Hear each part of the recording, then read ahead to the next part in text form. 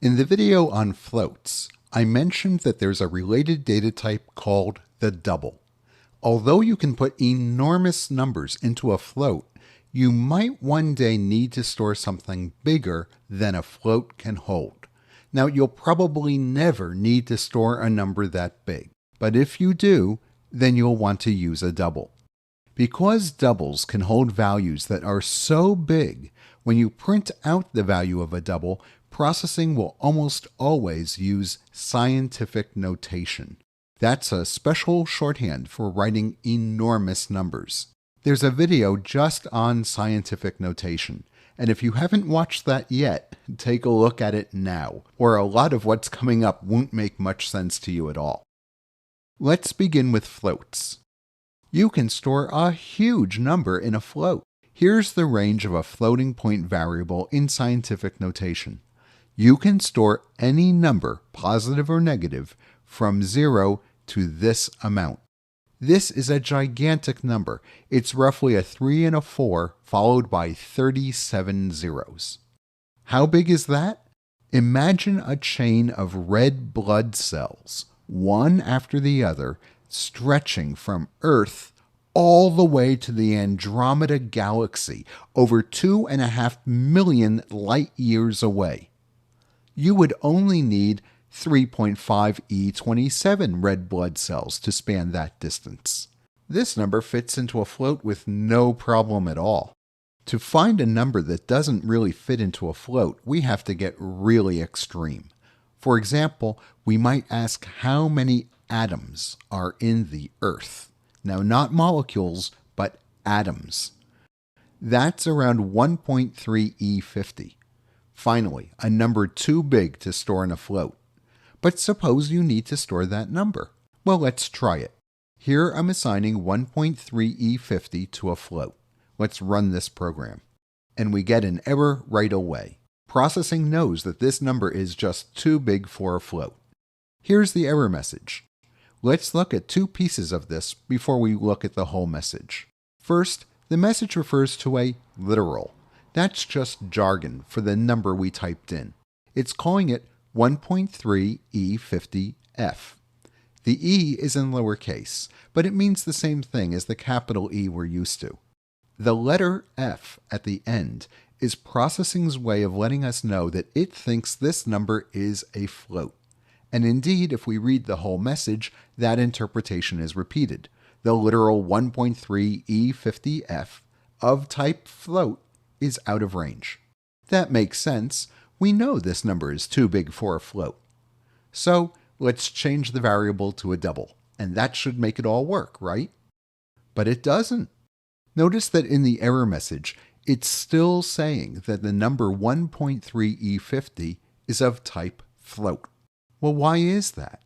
It's because processing always assumes that every number with a fractional part is a float, unless you explicitly tell it otherwise. So when it looks at this assignment statement, it looks at the right-hand side first, and it sees the number 1.3 E50. Internally, it stores that in a little internal temporary variable. And that temporary variable, which we don't even get to see, is of type float. We need to tell processing that this number is a double, and we need to tell it right away as soon as it sees the number. The way to do that is to put the letter D at the end, D for double. This only works for numbers, not variables. If you put a D at the end of a variable name, well, you just get a new variable name with a D at the end. But for numbers, it does the trick. If we run this, we see that the value is stored and printed correctly. Now, let's make a number that's too big. Suppose that we have a couple of huge floats, and we multiply them together and make a result that's too big. Let's try it. Here, F1 and F2 are both near the top of the range for floats. They just barely fit.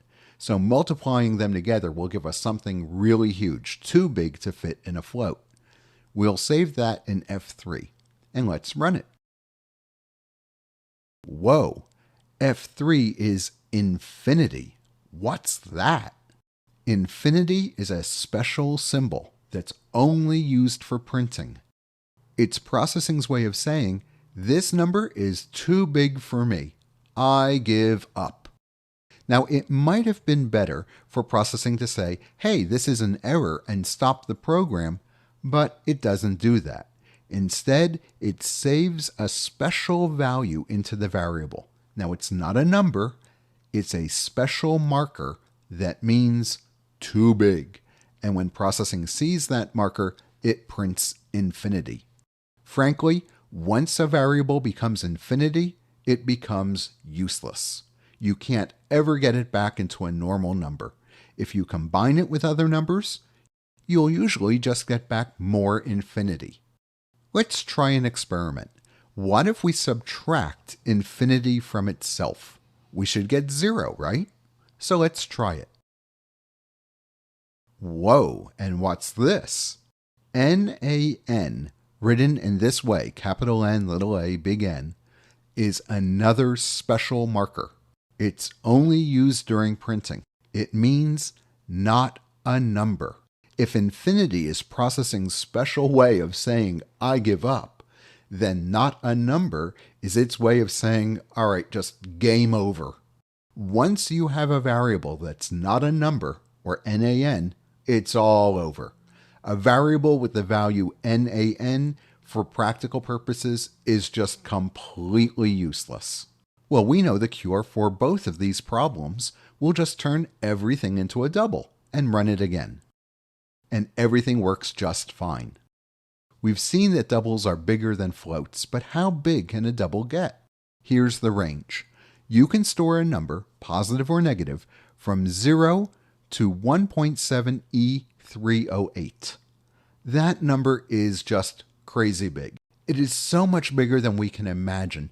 Compare it to the number of atoms in the entire observable universe. The whole universe, every star and every planet, every gas cloud, everything we can see from Earth.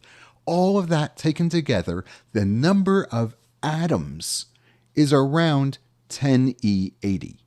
That number is so much smaller than the range of a float, it doesn't even make a dent.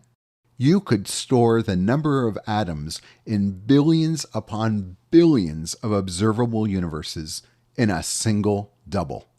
So if doubles are so great, why use floats at all? Why not use doubles for everything? There are two main reasons. First, they are much slower for the computer to manipulate than floats. That means that any part of your program that uses doubles instead of floats is going to be much slower than the same thing that uses floats. Nobody wants a program where you click the mouse and wait 6 hours for the computer to respond. The other problem is that there are no routines in processing that will accept doubles, except for print and print line.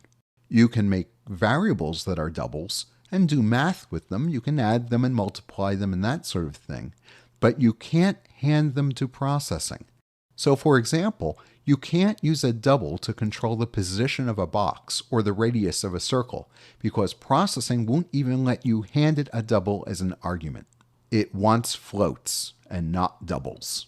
If your double is small enough to fit into a float, you can temporarily convert it into a float by putting the word float in front of your double in parentheses. If the number you're converting is small enough to fit into a float, then you'll get that number. If it's too big, the value you get from this will be the special value infinity. And for all practical purposes, that's an error, and your program will probably go crazy after that. For everyday processing, floats will be everything you'll ever need. But if you're doing something very exciting and very specialized, and you need mind-bogglingly big numbers, well, you can use the doubles and take extra care to work around their drawbacks.